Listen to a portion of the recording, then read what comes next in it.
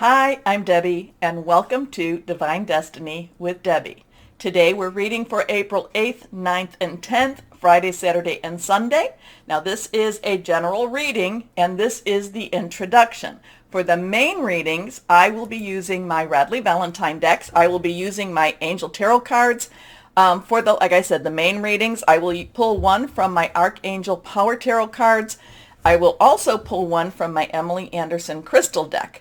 Now, again, for the introduction, and I will post the timestamp. This is the introduction that will be on all the videos, but if you click on the timestamp, it's supposed to take you to the start of whatever video you're looking for. But for the introduction, I'm going to use my Waite Rider traditional tarot cards, and I will pull one from my John Holland Psychic Tarot and Oracle cards. Now, I have prayed, meditated, and infused all the decks with Reiki energy. Just remember, this is a general reading. It may or may not resonate.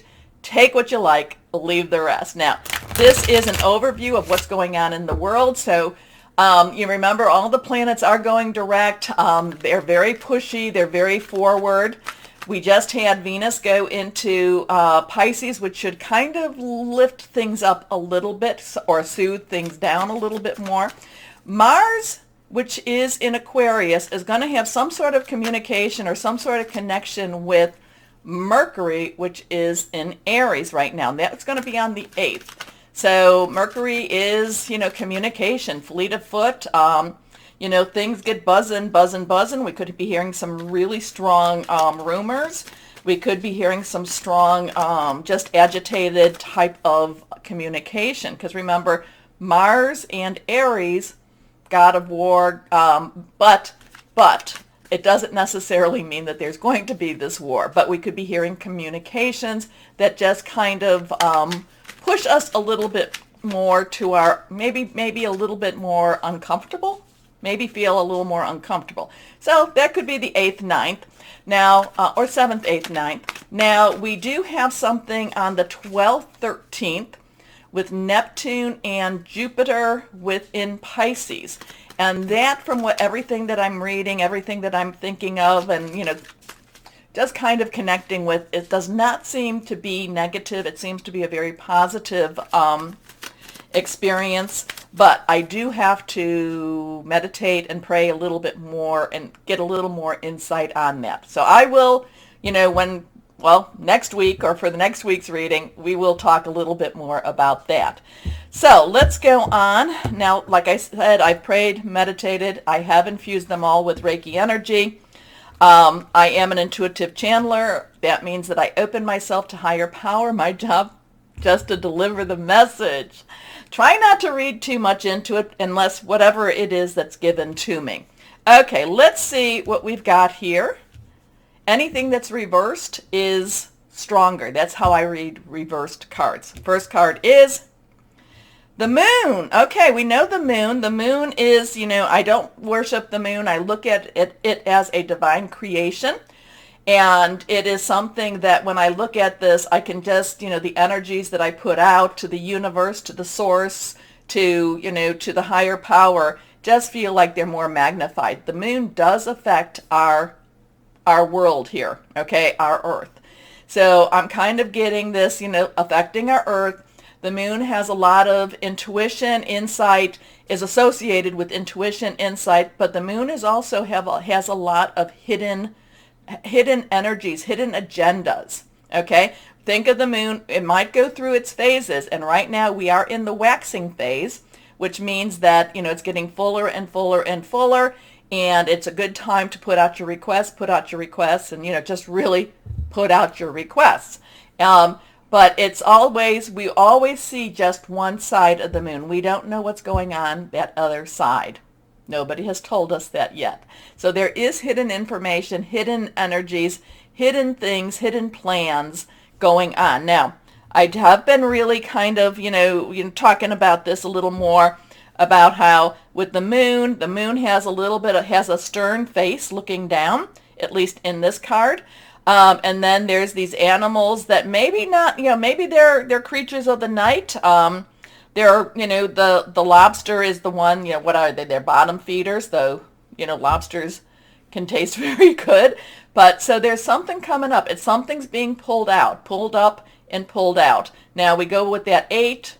Hey, maybe there's some hidden energies, hidden messages coming out soon. Go with the numbers. 18. 1 has a new beginning. 10, transition. 8, unlimited opportunities. So let's see what else we have here. Then we have the sun. Then we have the sun. The difference between night and day. Night and day. So now we have a 19. Again, that 10 plus 9. 9 has, let's wrap it up. Let's get things done. You have everything that you need. The sun is associated with fire energy. A lot of times it's associated with Leo, but it's also, there's Sagittarius and Aries. So fire energy. So there is things hidden. There is things revealed. So hidden, revealed. Riding into some type of victory, or at least maybe the little one isn't riding per se, but doesn't look unhappy. So but again too, the face of the sun, while this one looked very stern, this one, it doesn't necessarily look welcoming, but it doesn't look scary either, and kind of looks like be at peace, be at peace. So let's see what we have here. Next card is the Chariot. So we have 3 major arcana cards. So this is very strong energy around the world, around the universe, universal energy coming. Things are hidden. They could be revealed. The Chariot has a lot of different energies. For me, one thing is it's like fast. It's fast. Things happen quickly. So we might have some very strange stuff happening, being communicated. I go back to that Mars and Mercury thing going on. So we might be hearing some of the news. Now, the Chariot also brings about victory. The Chariot also brings about, like promotions. So there's wonderful energies. But the Chariot is also about hands off the wheel. Let higher power, let the universe take over. That this could be something that's going on in the universal energy. Well, this is, more going on in the universal energies. We might not necessarily feel in control of what's happening, but interesting stuff. Like I said, things are hidden, things are, being revealed, victory. That would be a very wonderful energy. Now, 7 is a divine number. It is divine intervention. It is divine umbrella. Sometimes it's divine interference. So maybe that's what this is all about. Maybe we're going to need some divine interference this weekend so that things that have been hidden can be revealed. I'm kind of brought to, higher power, God, whoever you want to call it, made the world, divided it by the night light and the daylight. So I don't know, that kind of pops into my head right now. But there's victory, higher power, take the wheel, energy. So let's go on here and see what John Holland's cards. Can you clarify what this is about? Because we had the, something dark to light, victory, things happening very quickly. What is it that we need to know from John Holland? Or what is it that the universe can tell us to clarify this? For the most part, it does, this is very, very positive energy here.